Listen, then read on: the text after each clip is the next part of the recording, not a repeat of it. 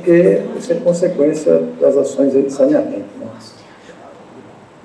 Então, assim, quando ocorre, digamos, você pode ter esses eventos, né? A solução é repetida, né? Precisamos investir mais em saneamento, buscar mais soluções de melhorias nas EPS, né? Ok, fica aí o registro das considerações aí dos CETES. Obrigado, senhor. Mais algum registro, Tainá? Alguma pedido de palavra? Não, nenhuma solicitação, só o Reginaldo, acho que colocou aqui o que o Felipe perguntou, que ele colocou no chat a pior chuva, né, que foi na madrugada de 25/2 para 26/2, só essa informação. Perfeito. Bom, feito esse registro, então, vamos falar um pouquinho agora do tema Cantareira, né, acho que vocês puderam acompanhar, sempre a faixa de operação é dada no último dia do mês anterior, para valer sobre o produto subsequente, em virtude aí, principalmente das chuvas, né, quem se lembra, lá em janeiro a gente olhava o Cantareira com 19,5, né, de armazenamento do volume útil. As chuvas permitiram aí, vamos dizer, quase mais que dobrar, né, as chuvas de fevereiro. Na segunda quinzena de janeiro, fevereiro, março, permitiram aí dobrar, mais que dobrar o volume armazenado. E aí, então, o sistema fechou o mês de março com 43,62 e diante da regra operativa, então, a faixa a operar agora no mês de abril, já em operação, é a faixa de atenção, né? Então, mudou-se da faixa de alerta para a faixa de atenção e a consequência direta disso, dentre outras consequências regulatórias, é que a Sabesp passa a ter um teto autorizado, isso não significa que está utilizando esse teto, de até 31 metros cúbicos por segundo, em vez dos 27 de teto metros cúbicos por segundo que tinha autorizado até março, operando na faixa de alerta. E é isso que nós vamos ver um pouco agora, né? Então, está aqui os colegas da Sabesp estão por aí depois, Rafael, Rodrigo, o professor Alexandre está por aí também, mas fique à vontade. Então, esses são os dados está dado do 7/4, mas 6/4. A gente pegou esse cedinho, não estava atualizado ainda, atualiza às 9 da manhã, né? Então, aqui é 6/4. A fluência natural, ontem tínhamos aí 29,5, né? Uma fluência ainda em virtude um pouco das chuvas. A transposição do Paraíba, depois, né, se essa vai até fazer um esclarecimento, a gente recebeu até aqui algumas perguntas. Ontem estava 1,7 metros cúbicos por segundo, a transposição do Jaguari do Paraíba do Sul, Atibainha. O Jaguari lá no Paraíba do Sul, na ordem de reservação na ordem de 60, a gente percebeu alguns dias, né, a transposição desligada. Somente a partir do dia 20 e pouco de março, alguns dias com transposição desligada, e nesse momento se vê aqui patamares bastante inferiores ao estado anteriormente, de 8,5, 8 metros por segundo, e depois se o Rafael puder falar um pouco sobre isso, seria importante para esclarecimento, né? Mas, então hoje sendo descarregado para o PCJ 10,25, o último comunicado oficial de ontem, sendo 0,25 para o Jaguari, Cachoeira 5 e Atibainha 5, né? Totalizando aí 10,25 de descarga. Operando na data de ontem, está estável os últimos dias, né? Não tem crescido nem diminuído. Quando cai 0,1, 0,2% ao dia, mas na ordem de 43,6%. E aí, só para fazer uma comparação com os anos anteriores, no ano passado, nessa mesma data, né, 6/4, na ordem de 58,6%, e em 24, 77,8%. Então, desde que a gente entra na estiagem, uma situação ainda muita recuperação do que tínhamos de janeiro para cá, mas uma condição bastante abaixo do que a gente tinha nos meses anteriores, o que mostra, né, a própria operação na faixa de atenção já mostra um pouco o status e, claro, as preocupações também com essa visão plurianual para 2027, ou seja, fazer um pouco depois das projeções, mas para entender o que esperar, né, que tipo de chuva a gente precisaria ter junto com os usos no segundo semestre, no próximo verão, para apoiar em 2027 teremos. Ontem estava sendo transposto, né, como eu disse, a faixa de atenção tem um teto de transposição de 31, mas a Sabesp estava retirando 26,2 do sistema. E como eu disse, a transposição, então, os primeiros dias aqui, 1 e 2, a transposição ficou desligada, Paraíba, depois voltou na ordem de 1,5 e hoje de 1,70, já foi transferido esse ano, né, tem um volume otorgado de 162 milhões de litros, foram transferidos da bacia do Paraíba para a bacia do Cantareira, algo como 61,7 hectômetros cúbicos dos 162 autorizados, sem cota extra, sem nada, isso é só o volume, vamos dizer, originalmente outorgado. Então, não sei se os colegas da Sabesp gostariam de fazer alguma fala, mas também um pouco esclarecer essa questão do desligamento aí da transposição do Paraíba.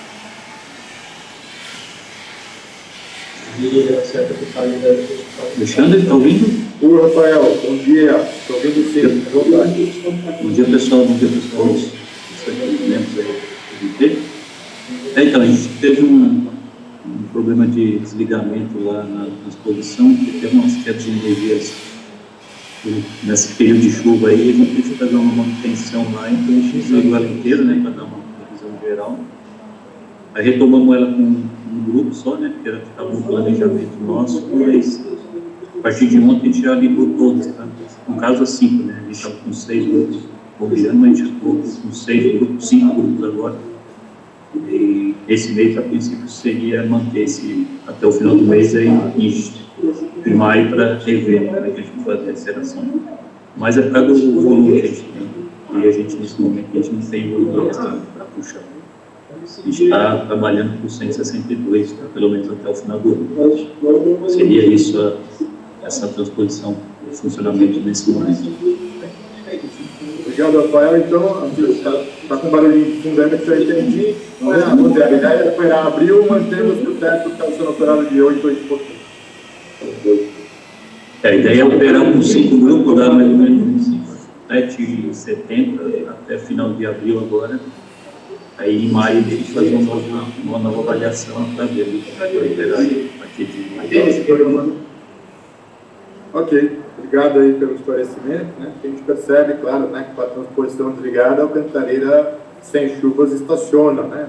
E não deixa de ser uma boa notícia, mas fica a impossibilidade de crescer um pouco no volume. Né? Mas obrigado, Rafael, a Sabesp aí sempre prestando informações. Obrigado. Bom, olhar um pouquinho as projeções, a gente falou de momento, agora essa é a rodada do Semadem de fevereiro. Que ainda, pelo menos eu não localizei a rodada de março, né? Então, aliás, perdão, é a rodada de março, né? Que ainda não capturou todas as chuvas de março, então por isso que ela é um pouco mais pessimista do que a realidade. Mas aqui ela mostra, né? O que importa para nós é a linha roxinha aqui é o de fato observado, né? Então, quando ele rodou a simulação, lá em março, estava com 36% do reservatório, nesse momento já com 43%, né? Então, algo como 8% a mais em relação a quando foi rodada a simulação. O que importa para nós são as linhas pontilhadas, né? Então, tem lá as premissas, né? Que usa uma premissa de transposição do Paraíba de 5,13, as premissas de descarga do PCJ de São Paulo. Mas se a gente olhar o cenário mais pessimista, aqui já olhando o segundo semestre, né? Já olhando setembro, já olhando um pouco o final da estiagem. Então, a gente percebe algo como, se no cenário da simulação que mais pessimista, seria algo como se chover metade da média histórica de março, né, até setembro, a gente teria algo como 18% ao final da estiagem, claro que é um patamar bastante pessimista, porque ficamos muito dependentes das chuvas do verão para o cenário 27. Né? Ao ponto, se a gente olhar um cenário mais otimista, que é essa linha azul na parte superior aqui, onde de março a setembro haja uma precipitação na ordem de 25% acima da média histórica, a gente chegaria em algo como 50%. Como tem uma diferença de março para abril de 8%, né, de uma forma muito simplista, né, não é assim que faz na estatística, mas de uma forma muito simplista, a gente estaria lá com 58% aproximadamente ao final de setembro, se essas premissas ocorrerem. Né. Se a gente pegar o volume observado, ou simular com chuvas na média, né, ou seja, vamos dizer que aconteça aquilo que se espera de chuva na média, a gente chegaria a algo como 36 mais 8, algo como 44% ao final de setembro com essas premissas. Então, mostra exatamente que a gente tem para 2026 um cenário, depende aí, né, das chuvas, evidentemente, mas que permitirá, né, atravessar aí a estiagem, agora, né, muitos desafios, mas fica esse olhar, claro, da preocupação, dessas questões para 2027, já que a gente já parte agora da estiagem num patamar bastante menor do que tínhamos nos anos anteriores, embora, evidentemente, que as chuvas aí de janeiro, fevereiro e março contribuíram bastante, tanto para o sistema Cantareira, talvez o Cantareira um pouco menos, mas principalmente para os outros sistemas da Grande São Paulo, né, o OTT, o Tiradentes, o OTT, né, o sistema todo mais de 50%, e claro, com limitações, né, de operação, não dá para abastecer a Grande São Paulo toda com água do Cantareira, há limitações operacionais, mas permitiu também uma recuperação bastante positiva dos reservatórios do sistema integrado da Grande São Paulo, né? Bom, e com isso, então, eu gostaria agora, então, de convidar a Kátia, aqui da sala de situação, para fazer uma breve apresentação para esse olhar aí do mês de março, de encerramento aí do período chuvoso, vamos dizer, e um pouco olhar para os próximos meses. Kátia, por favor, bom dia, fique à vontade. Bom dia, eu vou compartilhar a apresentação, só um pouquinho.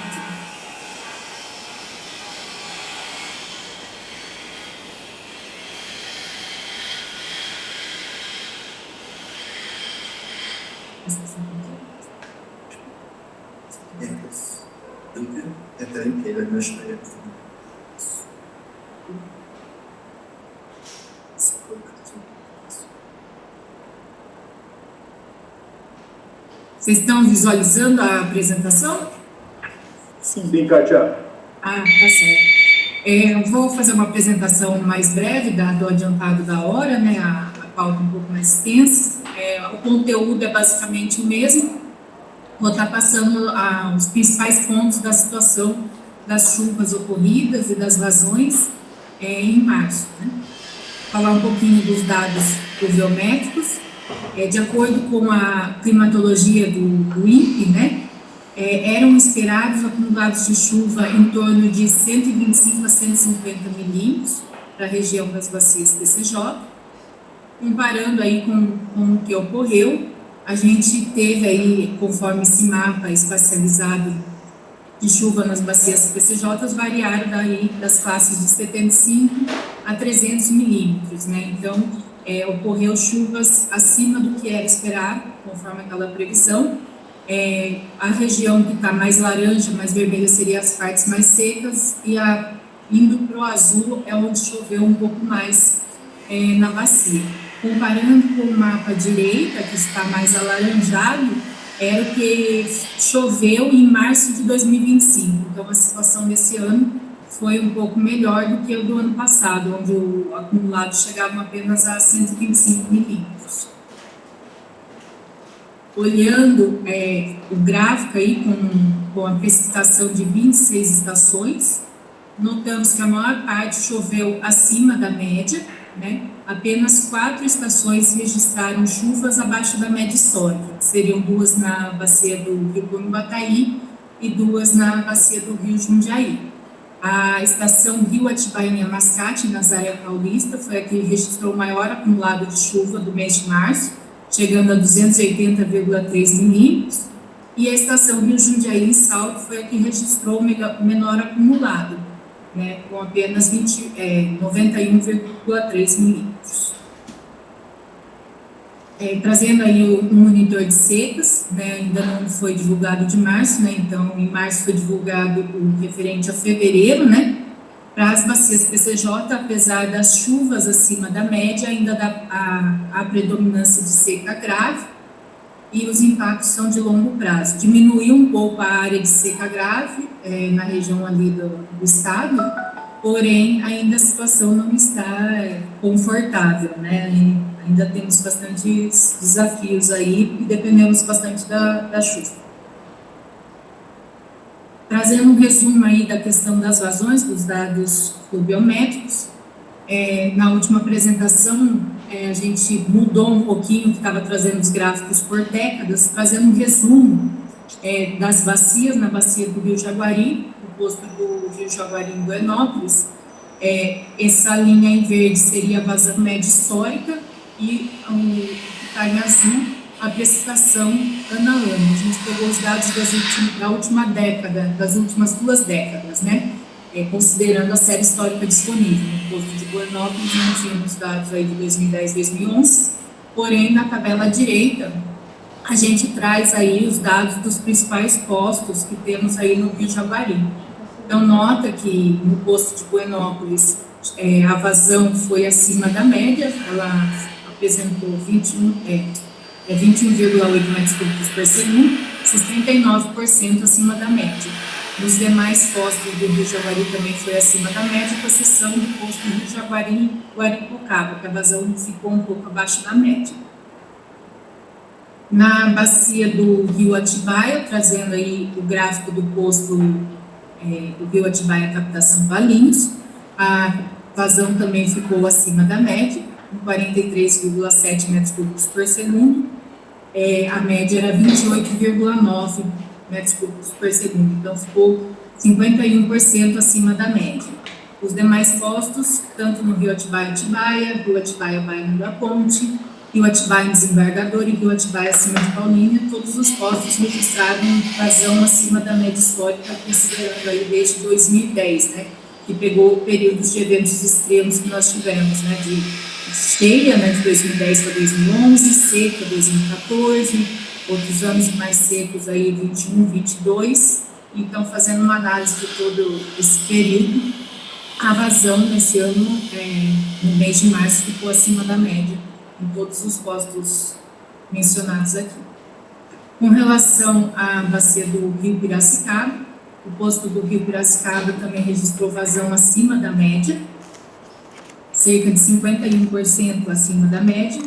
A vazão média nesse posto, né, da Rua do Porto, foi de 195,8 metros cúbicos por segundo. Os demais postos no Rio Piracicaba, em Armaratá, Santa Bárbara, Artemis, todos ficaram com vazão acima da média. Na bacia do Rio Capivari, temos aí postos com instalação mais recente, né? A vazão média no posto Rio Capivari Reforma Agrária ficou praticamente na média, bem pouco abaixo da média, uma vazão média de 3,7 metros cúbicos por segundo, e o posto Rio Capivari Sabesp Montemor ficou acima da média, que seria na parte mais ajusante da bacia. Na bacia do Rio Jundiaí, todos os postos registraram vazão acima da média. O posto Rio Jundiaí Itaici teve uma vazão média de 15,2 metros cúbicos por segundo, quase 10% acima da vazão média, né, comparado com a média histórica desde 2013. Trazer um pouquinho os dados resumidos aí do sistema Cantareira. Acho que eu passei, é que não estava aparecendo aqui a legenda, desculpa. Os dados de março, ele ficou abaixo da média histórica, considerando de 1982 a 2025, que é essa linha em verde, porém, em relação ao ano passado, 2025, que é a linha em azul, ele ficou acima, né? Então, a vazão natural de afluência do sistema Cantareira ficou maior do que a dos últimos anos, embora esteja um pouco abaixo da média histórica.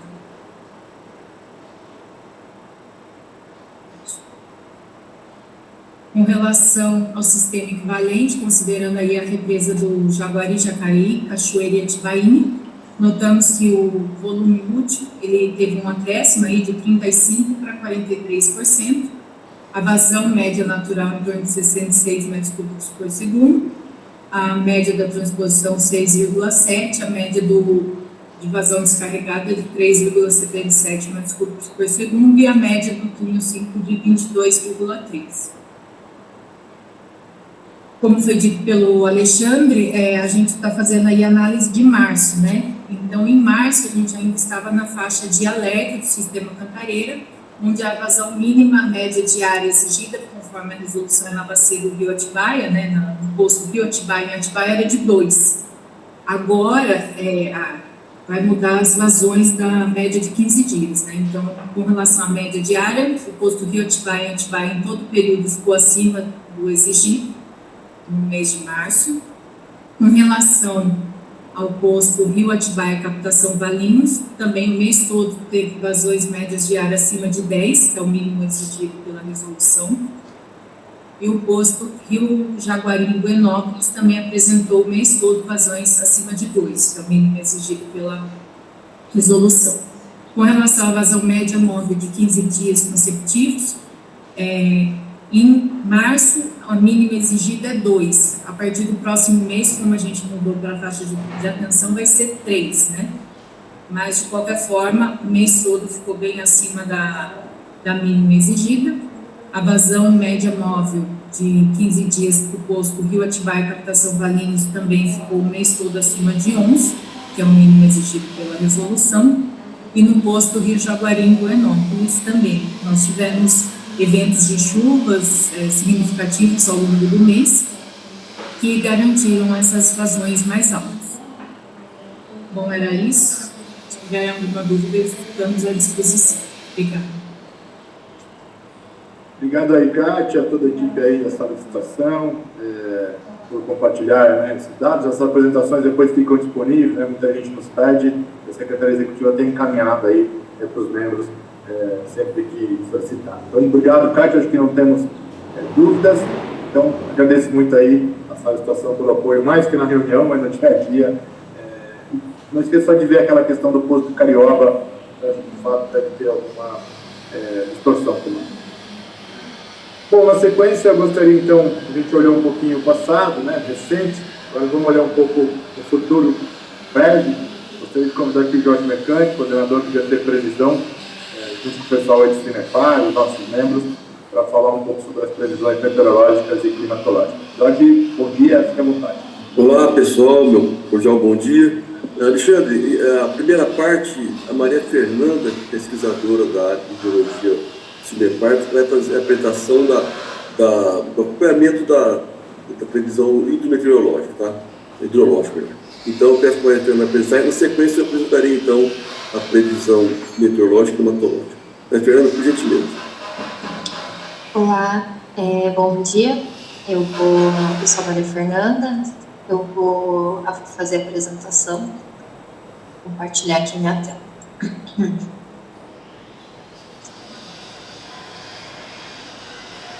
Então, eu vou falar em relação ao relatório das previsões hidrometeorológicas do período de dia 25 de fevereiro até dia 27 de março. Então, essa tabelinha aqui tem as informações de todas as manobras realizadas ao longo do mês, né? Foram cerca de 13 comunicados em relação ao observatório do Jaguari e Jacareí.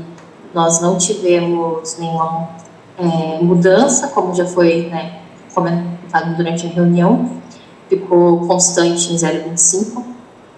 Em relação aos reservatórios Cachoeira e Atibainha, nós já tivemos algumas outras manobras mais significativas.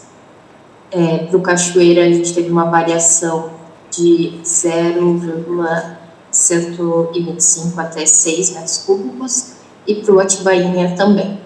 Então, essas vazões são importantes para o sistema de previsão, porque nós utilizamos esses valores do nosso modelo. Então,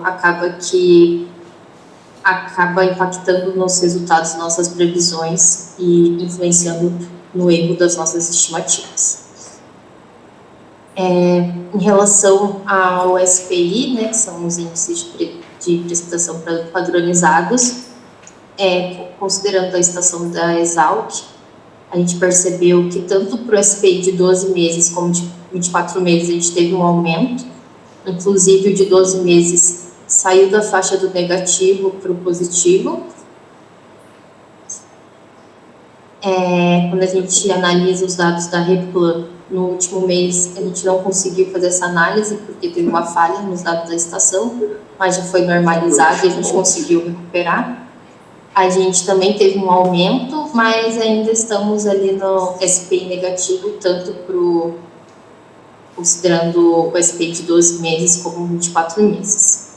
Mas nos últimos meses a gente aí está tendo um aumento igual aos dados da estação da Exalc.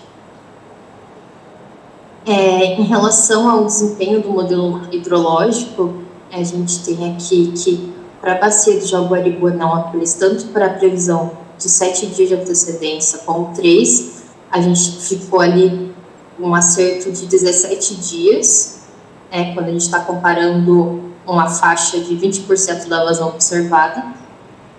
E quando a gente analisa as outras bacias, Atibaia, Captação do Valinhos, o desempenho foi um pouco pior. Para Atibaia ficou para 3 dias de antecedência 10 dias e para 7 dias de antecedência 12. E para Atibaia, Captação do Valinhos, a gente teve um desempenho de 13 dias de acerto e 5 dias de acerto para o horizonte de 7 dias. Se a gente compara com o mês de março do ano passado, a gente vê que a gente teve uma queda nesse desempenho e a gente fez uma análise, a gente percebeu que esse erro pode ter sido influenciado principalmente por conta do erros na previsão de chuva. Como já foi comentado na reunião, a gente teve 2 eventos de volumes bem expressivos, né? Um no dia 7 e o outro no dia 13 de março. Então, os modelos estavam indicando que ia ter um volume considerado de chuva, mas não a magnitude de tudo que ocorreu. Principalmente o evento do dia 12 de março, que estava previsto que fosse uma chuva mais diluída entre 3 e 4 dias e acabou ficando mais concentrada no dia 12. Então, pelas nossas análises, acabou que o modelo acabou perdendo esse pico, né? Então, para o ponto ali de Atibaia, Captação Valinhos, a vazão máxima acabou ultrapassando, a vazão média do dia acabou ultrapassando os 100 metros cúbicos por segundo. Então, a gente foi previsto que ia ter um aumento, mas não dessa ordem de grandeza. Mas quando a gente analisa, né, o desempenho do modelo no último ano, né, não só focado ali para esse último mês de março, a gente tem um desempenho na faixa de 70% até 82% de acerto, com a melhor bacia sendo Atibaia. E a gente tem um baixo percentual de erros que o modelo superestima, né, a vazão. Isso aqui, essa análise aqui é para o horizonte de 3 dias. Quando a gente pensa nesse horizonte de 7 dias, tem uma redução no desempenho, né, que a gente, conforme aumenta o horizonte de previsão maior o nosso erro. A faixa de acerto ficou entre 52% a 70%, e a distribuição de erro, tanto em relação à superestimação da vazão como subestimação da vazão, ficou mais equilibrado. Então, aqui só as últimas previsões. Essa aqui foi gerada no dia de ontem, no dia de ontem. Então, como já foi comentado, nós estamos com as vazões acima dos limites e a tendência é que nos próximos dias se mantenha dessa forma, tanto para a bacia Jaguaripuenópolis, como Atibaia e Atibaia Captação Valinhos. Outra coisa que nós gostaríamos de comentar é que nesse último mês a gente fez a recalibração dos modelos, que está sendo programada para ser feita pelo menos a cada um ano. Nós estamos atualizando as taxas de probabilidade de vazão, aquelas taxas coloridas no gráfico, e estamos desenvolvendo um artigo, né, sobre um estudo de viés dos modelos de previsão de chuva, tentando, né, fazer essa melhoria nas nossas previsões. Bom, acho que é isso. Obrigada. Ok, Maria Fernanda, muito obrigado pela apresentação. Então, agora vamos para a previsão meteorológica e climatológica. Vamos lá.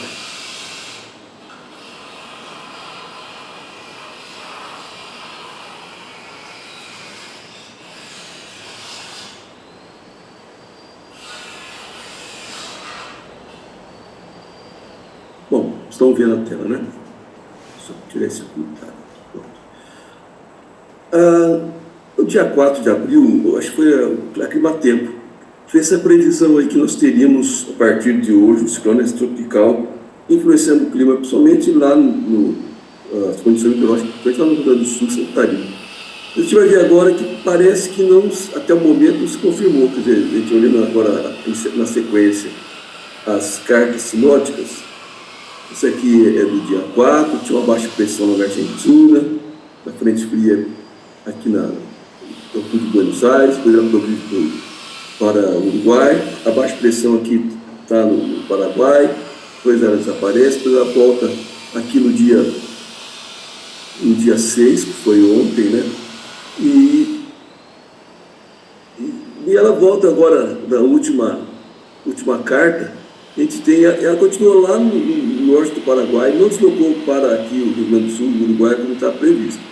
Não sei, pode ser que a gente tenha uma ciclogênese hoje, que é formar um ciclone tropical a partir de hoje, mas por enquanto não está ainda assim, bem estabelecida essa condição. Embora, se a gente pegar aqui é uma foto de satélite onde ele estima aqui, né, por satélite, por radar, a chuva. Então, realmente tem a chuva aqui, desde o Paraguai até aqui o sul do Rio Grande do Sul e o litoral do Uruguai. Vamos ver se essa formação evolui para o ciclone. Para a gente aqui, o ciclone não tem um impacto tão direto, tão forte, mas influencia o tempo. Às vezes chove, acaba tendo alguma influência no litoral. Tá? Isso aqui é o de ontem, o subtécnico não tinha atualizado ainda, mas prevendo então o quê? Chuvas aqui no dia 9, tá? Seria na próxima quinta-feira. E a partir da sexta-feira, o vento virando, quer dizer, entrar numa frente fria. Quando a gente vê esse vento sudeste aqui, ó, quer dizer, de sudeste para o noroeste, é sinal de frente fria, onde a temperatura tende a cair, tá? E a pressão a subir. Embora hoje a pressão está elevada aqui na região, está 19 hectopascal, é bem elevada para o pré-frontal, tá? Então eu não sei até que ponto vai ter força para chegar aqui esse mau tempo. Mas os modelos estão prevendo isso, tá? Prevendo então que a gente vai ter chuva. Esse aqui é o do CIMEPAR, que é aquele que o Alexandre gosta, Alexandre, tem aqui o ensemble, quer dizer, é aqui o conjunto, né? Pegam vários modelos e tira a mediana aqui. Aqui para Buenópolis a gente vê que tem realmente uma chuva prevista para 10 de abril, em torno de 5 a 10 milímetros, né? Que é a mediana. Depois, novamente, entre 16 e 17 de abril.